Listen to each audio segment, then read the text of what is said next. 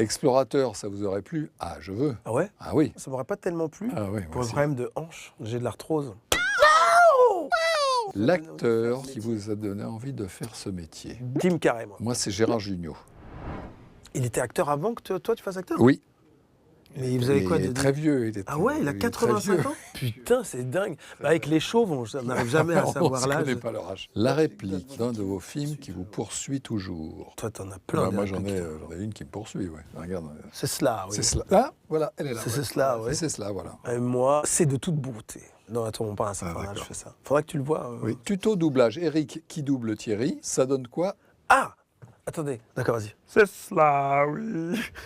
C'est de toute beauté. Non, c'est beauté. C'est de toute beauté. Si vous étiez créature légendaire, qui aimeriez-vous être? Moi, j'aime bien le Sphinx. Ah ouais? Le Sphinx, il est là, il pose des énigmes. Eh, c'est pas Thierry Lhermitte là-bas? Je suis noir et je pète souvent. Omar Sy? Non, Il non, doit je péter crois comme tout pas. le monde. Non, mais pas souvent. crois qu'il pète jamais Pas souvent. Une durite. Et vous, en vrai, si vous deviez choisir entre la gloire et l'amitié? La gloire directe. Ah bah oui. Moi, j'ai pas d'amis. Et Ouais. c'est super. Hein. La qualité indispensable pour être un bon explorateur. Pouvoir manger n'importe quoi. Connaître un peu la géographie. Savoir faire un feu avec n'importe quoi. Être Mike Horn, en fait. Profession explorateur. Avez-vous un talent talent caché? caché. Prouvez-le. Moi, je peux faire ça. Tu regardes, mets tes doigts comme ça, les deux du milieu, et là, les deux d'extérieur. Voilà. Est-ce que tu peux faire ça? Tu vois, c'est faut y aller. Hein. À quel moment t'as fait cet exercice? Combien de temps on a à perdre pour inventer ça?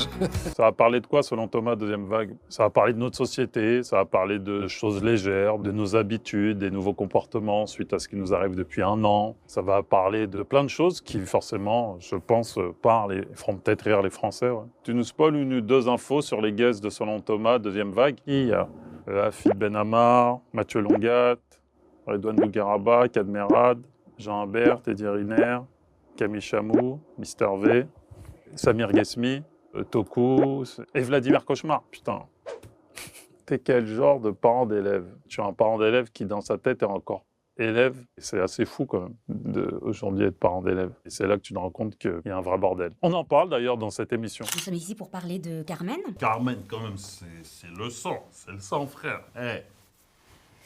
Le sang sera jamais de l'eau. On a une sacrée responsabilité et on n'est pas dans la merde. Ça ressemble à quoi un forceur? Les forceurs, c'est la maladie du siècle, hein, il y en a partout. Et c'est quelqu'un qui a envie d'en être, quel que soit le domaine, mais qui n'a pas les capacités pour en être. C'est terrible d'être un forceur. Penses-tu être devenu un bobo parisien? Oui.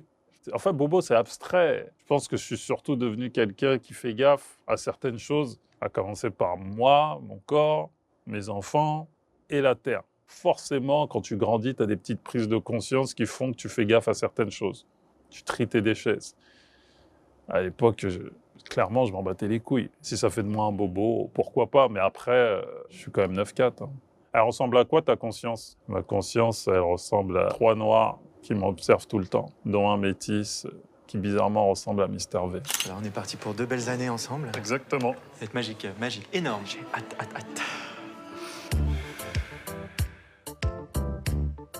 L'expression de 2021 que tu ne comprends toujours pas. Ah ouais, moi j'étais resté sur l'argent de la vieille expression où on disait moulin. Et en 2021, j'ai appris que c'était quicheta. Donc je la comprends, mais je me fais vieux, donc il faut que je me... Voilà quoi, j'étais en train de dire... Enfin bon, bref. Quel rockstar aurais-tu aimé être? Slash des Guns N' Roses. Je peux vous dire qu'en tant que noir, il m'a bien complexé, quoi. Son petit charisme avec ses cheveux bouclés et longs, mystérieux, toujours des femmes extraordinaires à ses côtés. Il avait rien envié à Axl Rose. Hein. La bise, ça te manque pas du tout. Alors là, putain, la vache. S'il y a bien une bonne chose qu'a fait le Covid, c'est d'arrêter la bise. Hein. On s'en bat les steaks, clairement, de la bise, quoi. C'est... Quel soulagement de ne plus faire la bise. Oh là là. Ah ouais. La chose qui doit absolument changer en 2021.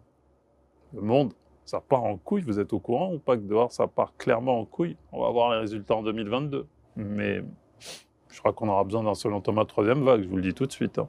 Peux-tu dire à la boîte à questions, je déclare la 46e cérémonie des Césars ouverte? Et non, car vous savez qui le dit, c'est le président de la cérémonie, c'est pas la maîtresse de cérémonie. Et le président, c'est Roche Dizem. Et je ne suis pas Roche Dizem, puisque je suis Marina Foïs. Les Césars en mode Covid, ça va ressembler à quoi? On espère avoir le droit d'avoir des gens dans la salle.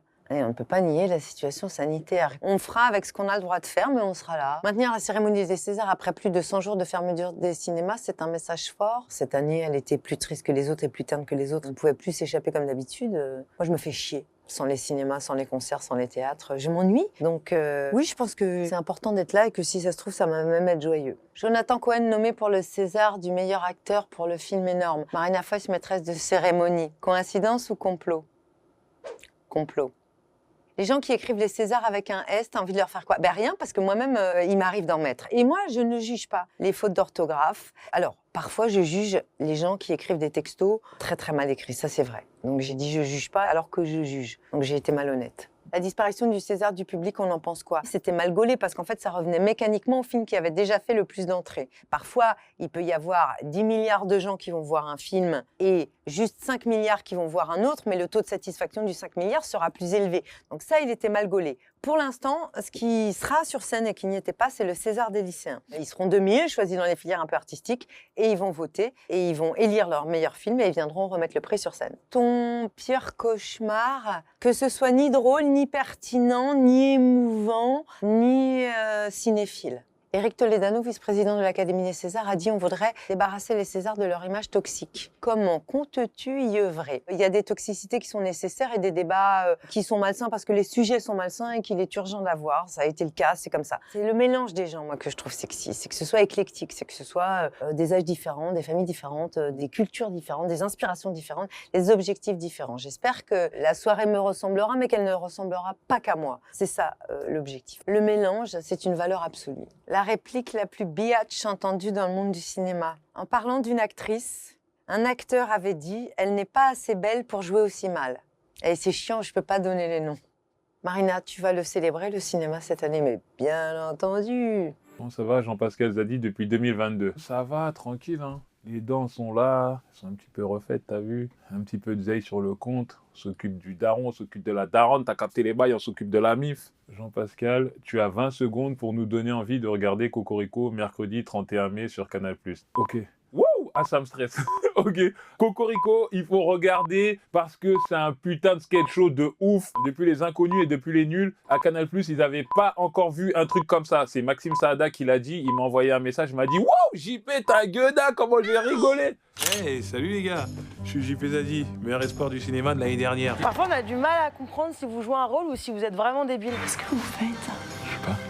Quelqu'un d'autre a une accusation à porter au dossier? Non, parce qu'en fait, jusqu'à hier, nous, on était esclaves. C'est parce que je vis au quotidien, moi. Est-ce que vous connaissez ma vie, monsieur? Jean-Pascal, on se sent comment quand on a eu le César du meilleur espoir masculin? En fait, moi, les bails de César et tout, là, c'était pas dans mon planning, dans ma vie. C'était pas un but pour moi, c'était pas une quête. J'avais même tendance à sous-estimer un peu le queutru. Je me rappelle, le lendemain des Césars, j'étais dans un taxi. Le taximan, il m'a dit hey, « c'est toi qui as eu le César, machin ?» Ouais, tu connais, c'est la street. Et j'étais en mode « Ouais, t'as vu, ouais, c'est moi qui ai eu le César, mais t'as capté, frère. » Le mec, il a freiné le taxi. Il a dit « Non, frère, on s'en fout pas. C'est hyper important que t'aies eu un César. Franchement, tu nous représentes. Tu nous fais du bien et arrête de faire comme si c'était rien, c'est pas rien. » Le mec m'a mis une pression. En fait, après, ce qui s'est passé, c'est que j'ai voulu démarrer le gars, je suis descendu, t'as vu, on a fait un tête-tête, parce que nous, c'est la rue, il y a personne qui me parle mal. Non, je rigole, il s'est rien passé après. Qui meurt le mieux au cinéma? Jean-Pascal Zadi. Comment ça va?